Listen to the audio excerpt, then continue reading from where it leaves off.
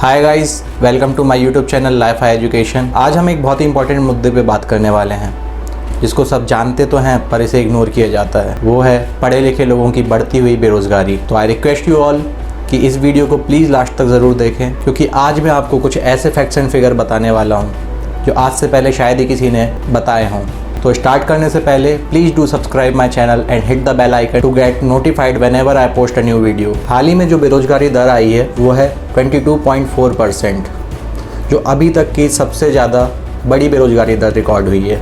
इससे पहले बेरोजगारी दर काफ़ी कम थी। इनफैक्ट लेबर पार्टिसिपेशन रेट भी पहले से काफ़ी कम हो चुका है। लेबर पार्टिसिपेशन रेट का मतलब होता है कि अब लोगों का काम करने में उतना इंटरेस्ट नहीं बचा हुआ है। मतलब लोग कम हो गए फिर भी बेरोजगारी दर इतनी ज़्यादा, ये किसी भी डेवलपिंग कंट्री के लिए बहुत ही शर्मनाक बात होती है कि इतने कम लोगों के बावजूद इतनी ज़्यादा बेरोजगारी दर होना। गवर्नमेंट ने किसानों की बात कर ली, लेबर्स की बात कर ली, यहाँ तक कि बिजनेस सेक्टर तक की बात कर ली, पर देश के युवा की बात कब करेगी ये गवर्नमेंट? कहने के लिए तो भारत एक युवा देश है, पर इस देश में युवा के रोजगार को छोड़कर बाकी सारी बातों को प्रायोरिटी दी जाती है। हाल ही में आई CMIE की रिपोर्ट से पता चलता है कि देश में बेरोजगारी दर 22.4% तक बढ़ चुकी है। आपने बेरोजगारी भत्ता देने की योजनाएं तो ला दी, पर ज़मीनी स्तर पर इससे कितने लोगों को फ़ायदा होता है, इस चीज़ की मॉनिटरिंग कौन करेगा?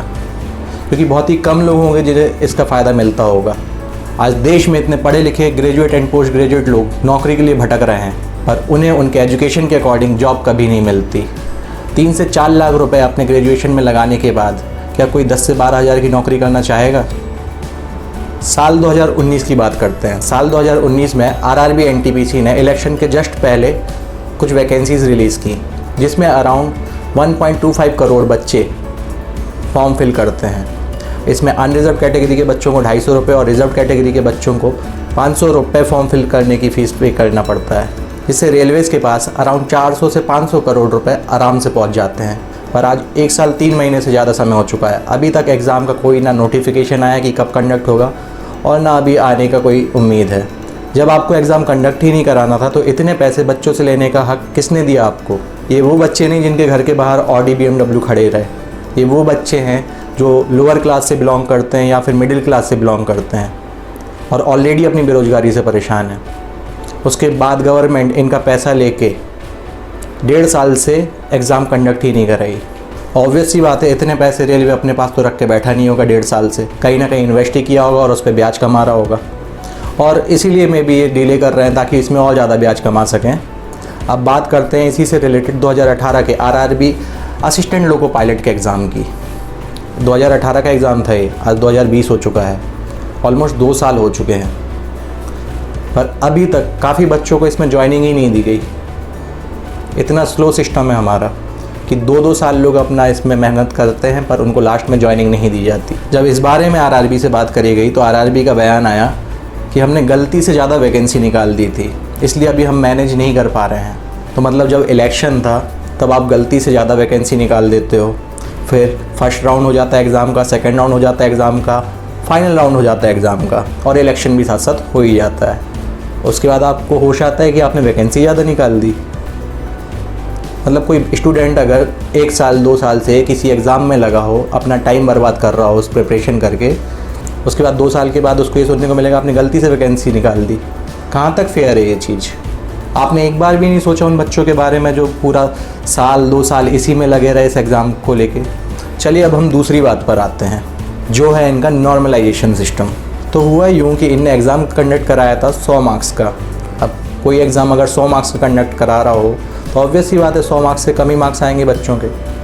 बट नॉर्मलाइजेशन के बाद कई बच्चों के 111 तक नंबर आए हैं और कई को तो फेल करके 0 कर दिया। ऐसा नॉर्मलाइजेशन सिस्टम तो बस यहीं देखने को मिल सकता है।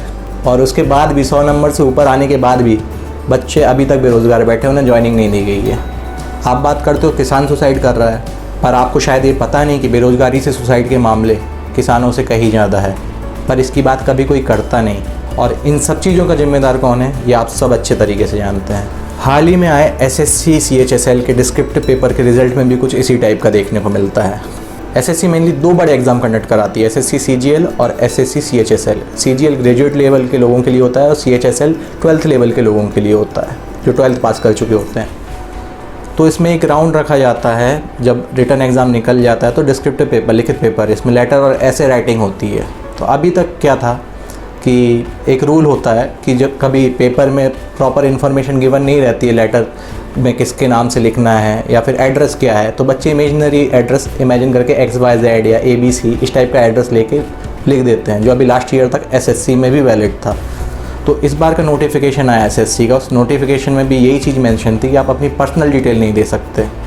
तो जब बच्चों का एग्ज़ाम हुआ तो बच्चों ने XYZ या फिर हाउस नंबर समथिंग समथिंग करके अपना पेपर में लिख दिया।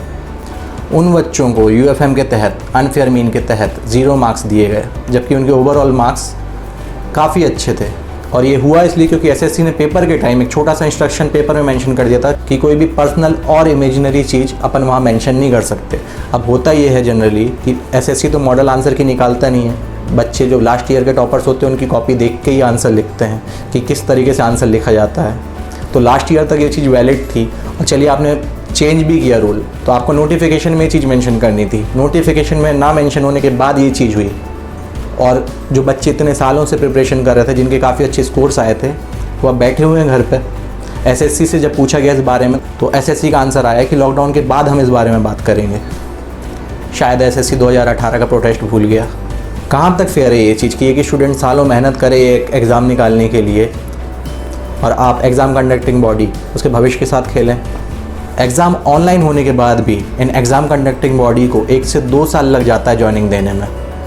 इस पैटर्न को सुधारने के लिए गवर्नमेंट ने 2018 में CET की बात की थी कि CET को 2019 से लागू कर देंगे। अब CET में ऐसा क्या होता है कि ये सुधर जाए, तो CET में ये प्रोविज़न था कि कोई भी बच्चा अगर एक बार प्री क्वालिफाई कर लेता है और इन केस मेंस के बाद जैसे बाहर हो जाते हैं तो दोबारा से प्री देना पड़ता है, तो वो सिस्टम इसमें सुधर जाता कि कोई एक बार प्री क्लियर कर लेता तो उसका स्कोर कार्ड बन जाता और नेक्स्ट टाइम वो 2 साल तक उस स्कोर कार्ड के चलते मेंस में बैठ सकता था।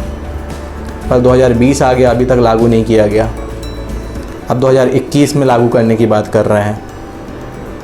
शायद ये मामला आर्टिकल 370 और अयोध्या मामले से कहीं ज़्यादा बड़ा है, इसलिए सरकार को इतना समय लग रहा है इसको लागू करने में। इस तरीके के डिले से और किसी का नुकसान नहीं, सिर्फ एक स्टूडेंट का नुकसान होता है, क्योंकि उसकी एज निकलने के बाद अगर वो 30 साल का हो जाता है इन सब प्रिपरेशन में और इस तरीके से डिले होता रहा तो गवर्नमेंट उसको परमिट ही नहीं करती किसी भी गवर्नमेंट एग्ज़ाम में बैठने के लिए। एलिजिबिलिटी क्राइटेरिया से ही बाहर हो जाता है 30 साल के बाद, तो उसकी जो इतने सालों की मेहनत थी वो सब बर्बाद। तो सिस्टम को इसको सुधारने की बहुत ज़रूरत है, क्योंकि अगर ये नहीं सुधरा तो अगर आप लोग ये सोचते हैं कि बेरोज़गारी बढ़ने से हमारा कुछ नहीं आता, तो देश की पूरी इकोनॉमी पे इसका असर पड़ता है। अगर लोग बेरोज़गार रहेंगे तो परचेजिंग पावर उनकी कम रहेगी, तो GDP में कंट्रीब्यूशन भी इसके चलते कम हो जाएगा। अगर आपको लगता है कि आज जो मैंने बताया है वो सब सही है और मेरे फैक्ट्स सही हैं, तो इस वीडियो को इतना वायरल करें कि ये वीडियो सिस्टम तक पहुंचे और इससे सिस्टम पे थोड़ा दबाव बने और सिस्टम इससे सुधारा जा सके, ताकि आगे से किसी स्टूडेंट के साथ ये चीज़ ना हो जो इन बेचारों के साथ हुई है और उनकी मेहनत बर्बाद ना जाए। धन्यवाद।